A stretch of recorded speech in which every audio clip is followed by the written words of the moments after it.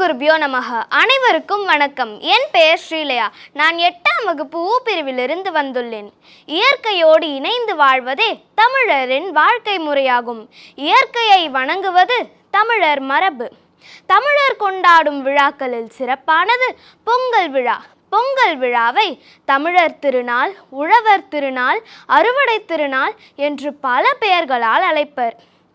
ஆதவனை போற்றிட உதிக்கிறது ஒரு திருநாள், மாட்டினை போற்றிட துள்ளி வருகுது ஒரு திருநாள், உலக மக்கள் கூடி ஒன்றிணைய வருகுது பொங்கல் திருநாள்.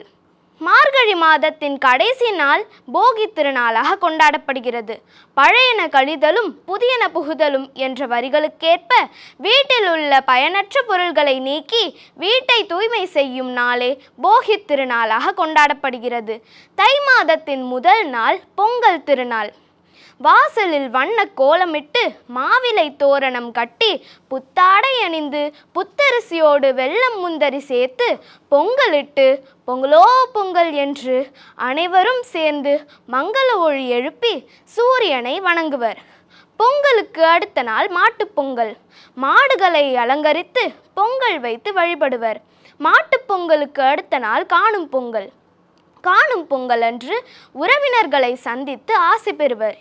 இயற்கை, உழைப்பு, நன்றியுணர்வு, பண்பாடு ஆகியவற்றை போற்றும் விழாவே பொங்கல் விழா.